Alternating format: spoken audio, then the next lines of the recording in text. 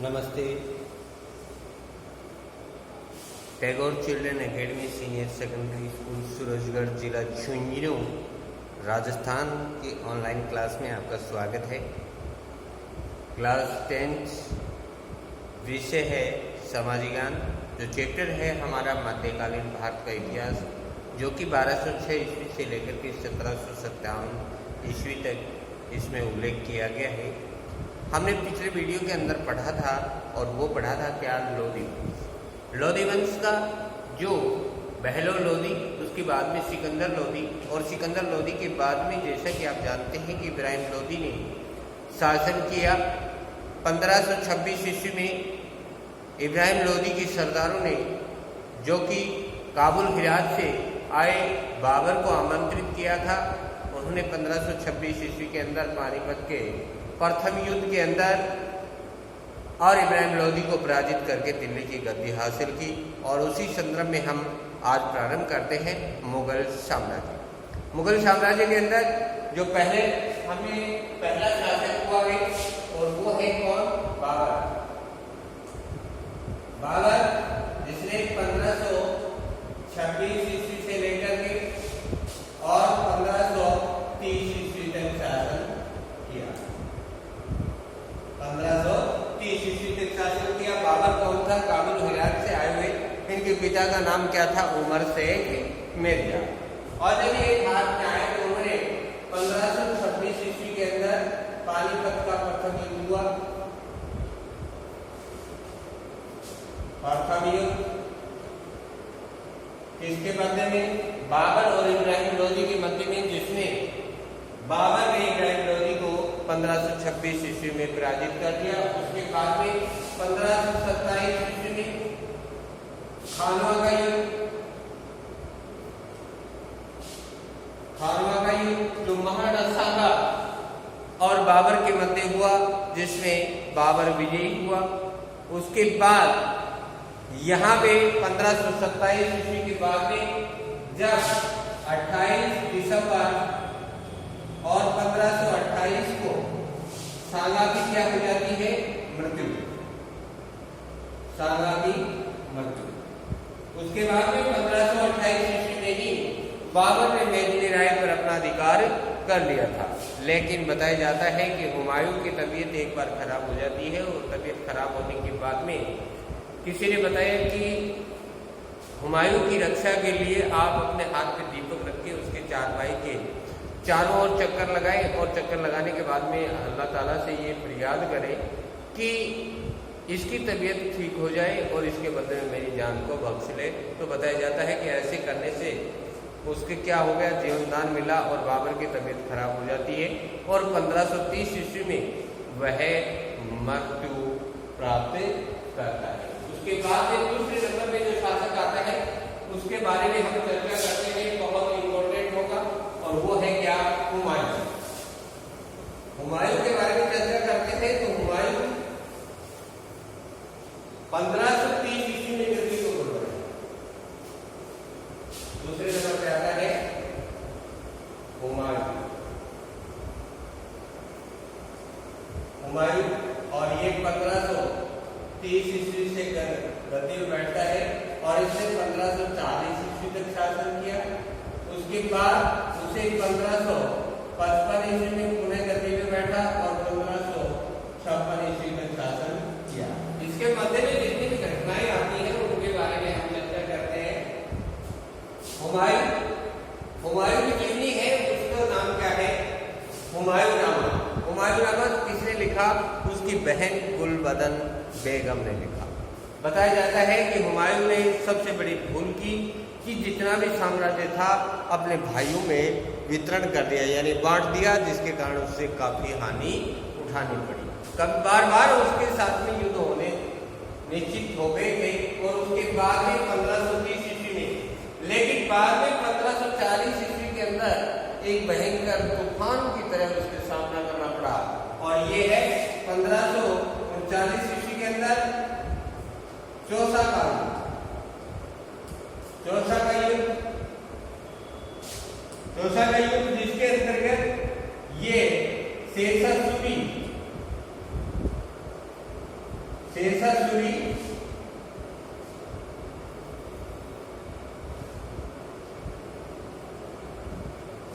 शेरशाह सूरी और हुमायूं के मध्य हुआ, जिसमें शेरशाह सूरी की क्या हुई, विजय हुई और हुमायूं ने नदी में कूद करके अपनी जान को बचाया। उसके बाद में 1540 ईस्वी के अंदर बीरग्राम का युद्ध हुआ, बीरग्राम का युद्ध, और ये भी शेरशाह सूरी और हुमायूं के मध्य हुआ और इसमें भी कौन विजयी हुआ, शेरशाह सूरी विजयी हुआ। और इस प्रकार से 1540 ईस्वी के अंदर 1540 ईस्वी के अंदर दिल्ली की गद्दी के ऊपर शासन हो जाता है किसका, शेरशाह सूरी। और एक बीच में मुगल साम्राज्य के बीच में एक और वंश प्रारंभ हो जाता है और वो है कौन सा, सूरवंश। इसके बारे में बाद में चर्चा करते हैं, लेकिन इससे पहले मैं आपको बता देना चाहता हूँ कि 1540 ईस्वी के अंदर यहाँ पे शेरशाह सूरी का शासन दिल्ली के ऊपर हो जाता है। लेकिन इसी संदर्भ के भी मैं आपको बता देना चाहता हूँ कि जो ही मारवाड़ के राजा मालदेव को इस बात का पता चल जाता है कि शेरशाह सूरी ने हुमायूं को पराजित कर दिया है, तो वह अपनी विशाल सेना लेकर के और दिल्ली की ओर रवाना होता है। और यहाँ पे दिल्ली की ओर रवाना होने के बाद में यहाँ 1544 ईस्वी के अंदर एक भयंकर युद्ध होता है। कब होता है, 1544 में। 1544 में इधर से शेरशाह सूरी अपनी विशाल सेना लेकर के आता है और हुमायूं ने इस बात पे विश्वास नहीं किया कि मारवाड़ के राजा मालदेव आपकी सहायता करने के लिए पहुंच रहे हैं, तो उसने कोई रुचि नहीं दिखाई। लेकिन जब शेरशाह सूरी और राजा मालदेव की सेना आमने सामने हो गई, तो राजा मालदेव जब वहां पे पहुंचे तो शेरशाह सूरी ने चाल खेला, यहाँ पे एक प्रकार से छद्म किया, कपट किया, और उसने जो कि राजा मालदेव की सेना का नेतृत्व कर रहे थे वो थे जैता और पूपा। जैता और पूपा के जो ठहरने के जो तंबू लगे हुए थे, उस तंबू के अंदर शेरशाह सूरी ने छल कपट से किसी आदमी को भेजा और वहां पे 15,000 रुपए लेकर के भेजा और कहा कि सिरोही से आप तलवार खरीद लेना और कम पड़े तो और बता देना। इस बात को सुनकर के राजा मालदेव का है वो माथा ठनक जाता है, उसे विश्वासघात होने का भय नजर आने लगता है और राजा मालदेव है स्वयं स्वयं को मारवाड़ वापिस चल पड़ता है, मारवाड़ के लिए चल पड़ता है। लेकिन जैता और पूपा के माथे पर लगा कलंक ये झूठा था, इसलिए दोनों उसी मैदान के अंदर डटे रहे। दोनों सेना ने, राजपूत वीरों ने जैता और पूपा के साथ में मिलकर के भयंकर युद्ध हुआ और अंतिम समय में जाकर जब जैता और पूपा दोनों वीर गति को प्राप्त हो जाते हैं, तो तब जाकर के और उसे शेरशाह सूरी को विजय हासिल होती है। और इस विजय हासिल होने के कारण जब उसने अंतिम क्षणों में कहा था कि एक मुट्ठी भर बाजरे के लिए मैं दिल्ली की बादशाहत खो देता, ये किसने कहा, शेरशाह सूरी ने कहा। लेकिन यहाँ पे सूरवंश के बारे में चर्चा करते हैं। तो सूरवंश 1540 से लेकर के और 1553 ईस्वी तक शासन किया, लेकिन आपसी संघर्ष रहा, इसलिए यहाँ पे 1555 कहना भी अनुचित नहीं होगा, क्योंकि 1540 से लेकर के 1545 तक इसने शासन किया, शेरशाह सूरी ने किया, और 1545 से लेकर के 1553 तक इस्लाम शाह ने शासन किया, और इसके बाद में 53 से लेकर के 55 तक आपसी संघर्ष के कारण इसमें कोई भी न्याय संगत शासक नहीं बन सका, और 1555 ईस्वी में पुनः हुमायूं ने अपनी दिल्ली की गद्दी के ऊपर कब्जा कर लिया। लेकिन शेरशाह सूरी का जो महत्वपूर्ण कार्य है वो यहाँ पे आता है, और वो क्या है, जीटी रोड, यानी ग्रैंड ट्रंक रोड, जो कलकत्ता से पेशावर तक बनाई, जो NH-1 के नाम से जानी जाती है, उसका निर्माण किसने करवाया था, शेरशाह सूरी ने करवाया था। सड़क के दोनों किनारों के ऊपर छायादार वृक्ष भी लगाए, और इस प्रकार से यहाँ पर शेरशाह सूरी का शासनकाल रहा।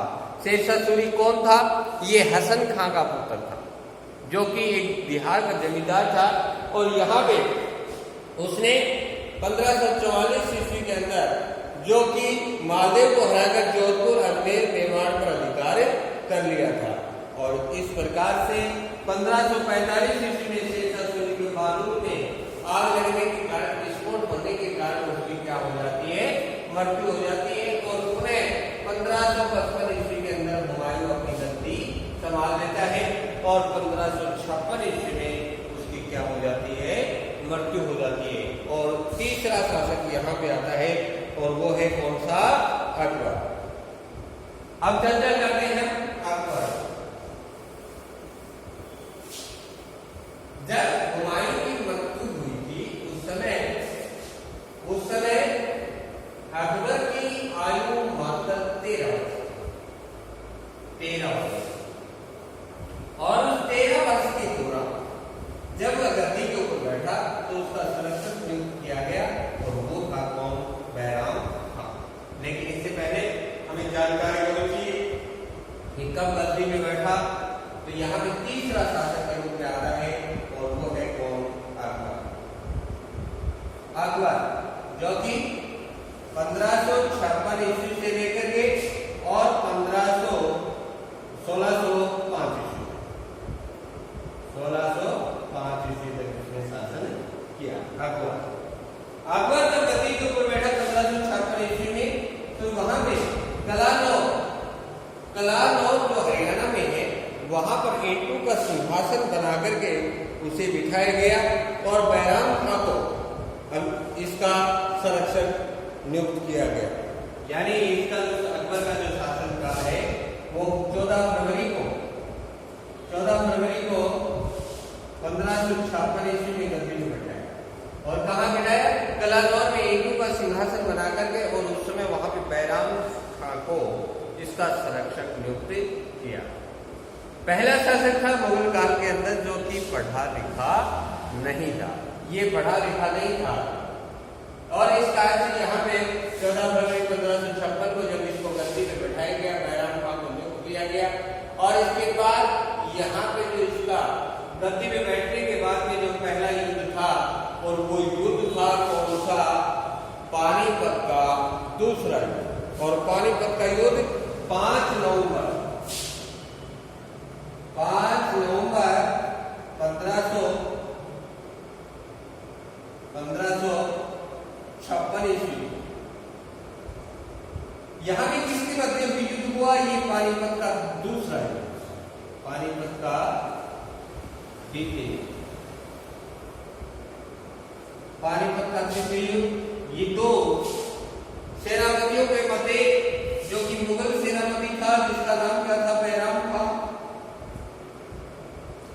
और उधर आदिल का सेनापति कौन था, हुमायूं, हेमू, उसका कौन था, हेमू।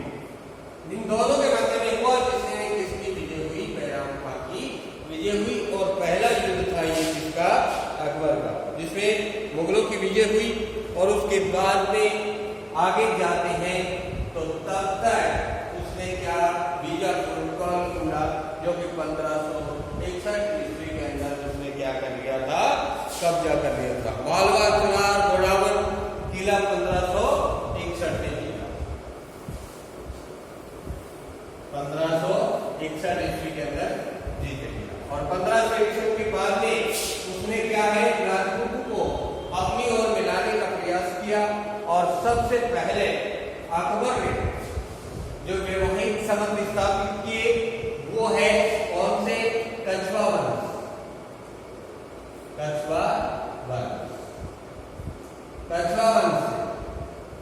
कछवा वंश से प्रारंभ किया। और कछवा वंश के भारमल की पुत्री,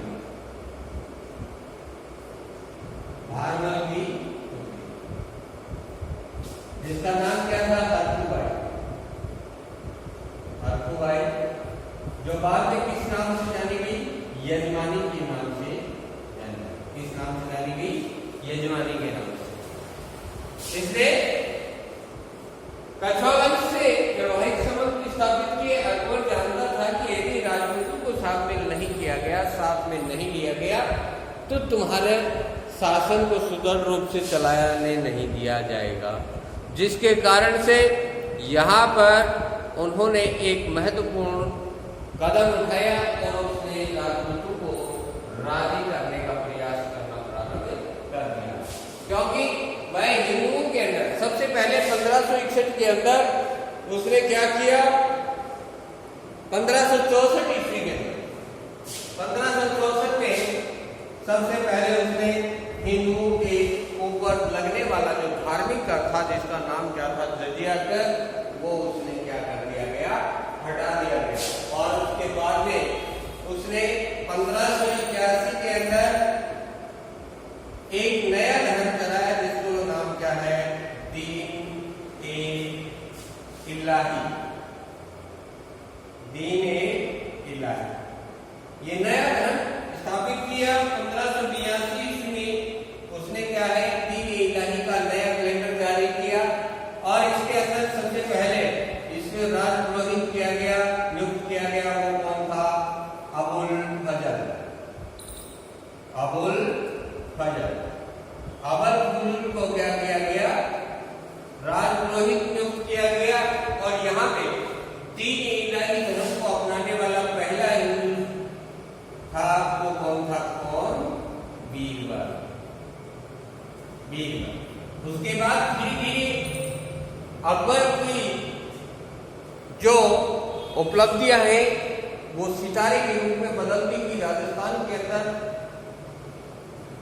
चमकने लग गई और इस प्रकार से वो आगे बढ़ने लग गया। लेकिन 1582 के अंदर ही, जैसा कि 1582 के अंदर यहाँ पर एक महत्वपूर्ण शासकों का जो समन्वय स्थापित हुआ है, उसके बारे में जब राजस्थान का संदर्भ आएगा आगे चल करके इसी लेसन के अकॉर्डिंग, तब हम आपको बताएंगे कौन कौन राजस्थान की मुख्य हस्तियां हुई हैं, कौन सितारे बनकर के उभर के सामने आए हैं और कौन महान सेनापति देशभक्त महाराणा प्रताप जैसे, रामचंद्र सेन जैसे, राणा हमीरदेव जैसे हुए हैं, उनके बारे में हम बाद में चर्चा करेंगे।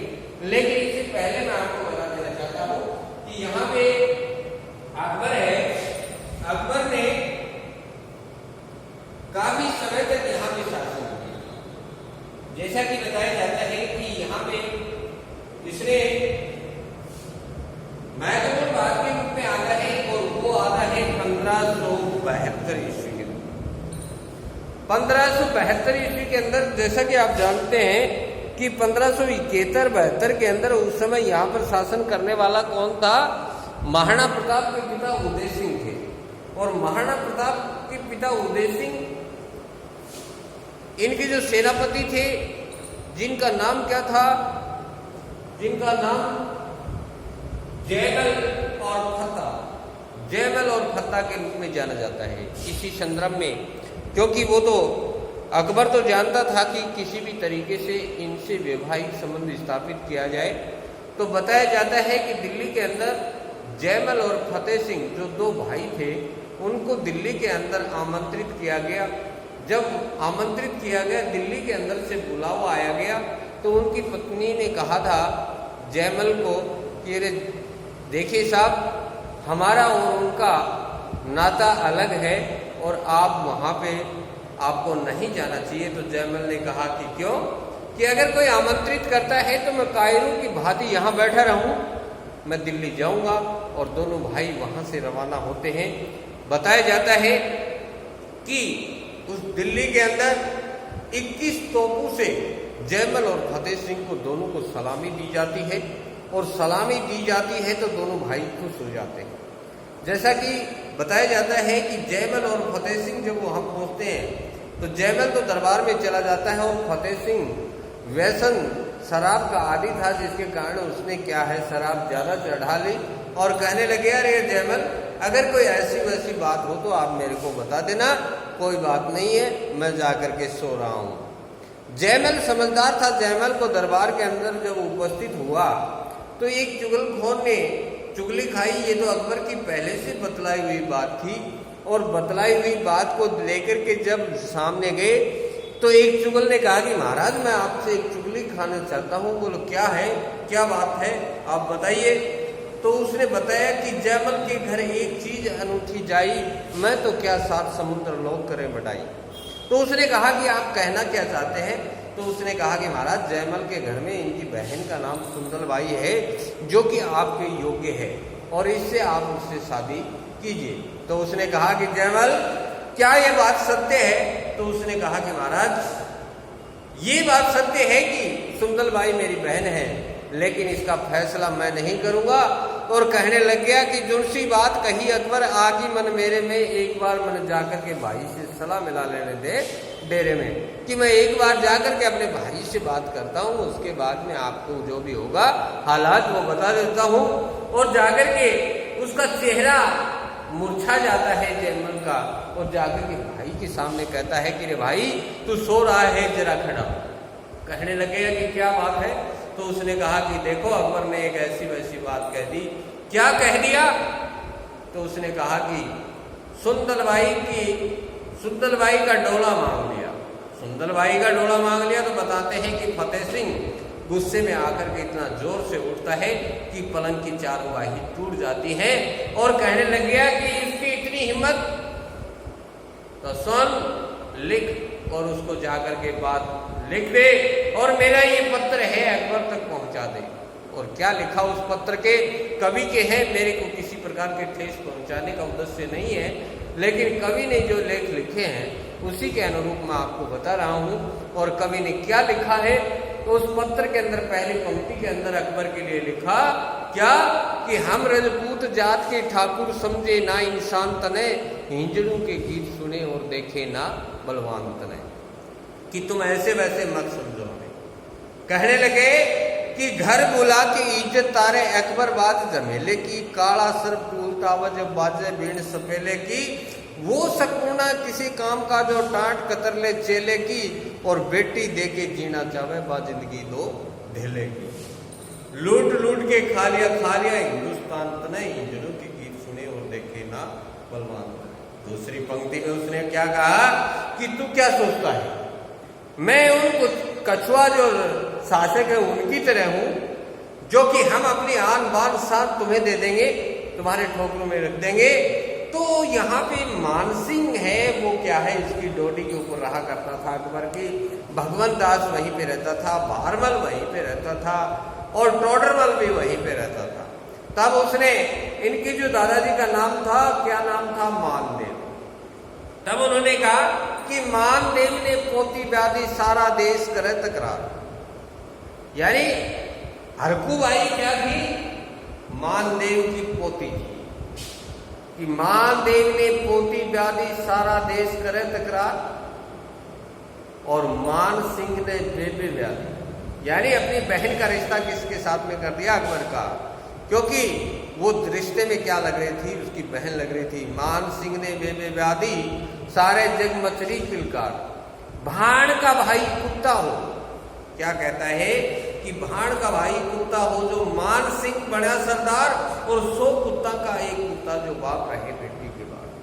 इस प्रकार से कि ये जो मान सिंह है, साला है, इसका एक कुत्ता बन करके अपने बहनोई यानी अकबर के पास में रहता है, और 100 कुत्तों के बराबर क्या है, उसका बाप है जो भारमल उसकी चमचागिरी करता है।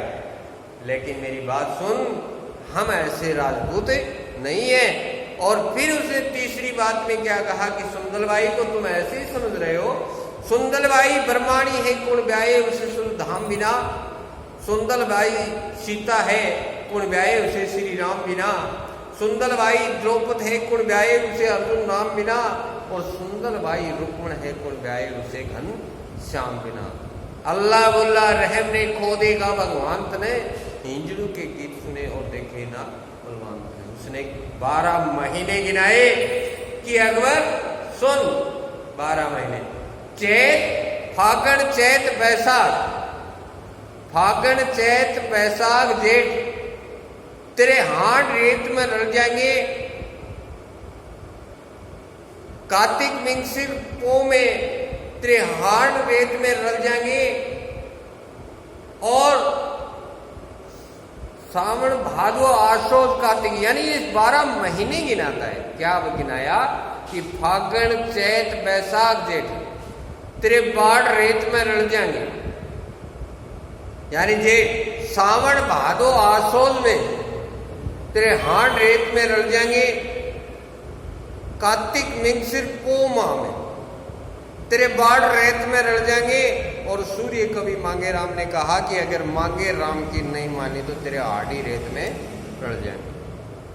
अगर ऐसी बात है तू हमारे से टक्कर लेगा, तूने अभी तक क्या है मुद्रे सुने हैं, हिंदू के गीत सुने हैं, ऐसे बलवानों से टक्कर नहीं ली। और इस प्रकार से वो क्या है उस पत्थर को अकबर के पास में भेजा और आग बबूला होकर के मेवाड़ के ऊपर आते हैं। लेकिन पीछे से 1572 ईस्वी में, इससे पहले ही यहाँ पे क्या है 1568 ईस्वी के अंदर और चित्तौड़ के ऊपर आक्रमण कर दिया। तो बताया जाता है कि अकबर की सेना को 3 दिन तक किले के अंदर प्रवेश नहीं करने दिया जयमल और फतेह ने। और जब दोनों वीर गति को प्राप्त हुए तो अकबर ने ये कहते हुए कि ऐसे वीर मैंने आज तक नहीं देखे, और उसने क्या किया, उन दोनों वीरों की पाषाण की मूर्ति है आगरा के किले के ऊपर लगाया, क्योंकि सबसे पहले राजधानी नियुक्त की थी किसने, अकबर ने फतेहपुर सीकरी। और फतेहपुर सीकरी आगरे के किले के ऊपर पाषाण की मूर्तियां आज भी लगी हुई हैं, जो कि उनकी महान गाथाओं का वर्णन कर रही हैं। उसके बाद यहाँ पे बहुत सा है, लेकिन उसके बाद 1605 ईस्वी के अंदर जो कि युद्ध जो हुए हैं, 18 जून 1576 को महाराणा प्रताप के साथ में हल्दी घाटी का युद्ध हुआ। 1582 ईस्वी को दिवेर का महाराणा प्रताप के साथ में युद्ध हुआ। इसकी चर्चा हम आगे जो राजस्थान के संदर्भ में आएगा तब हम करेंगे। तब तक के लिए अगला वीडियो जो कि 1605 ईस्वी से आगे का इतिहास आगे चलेगा। तब तक के लिए धन्यवाद।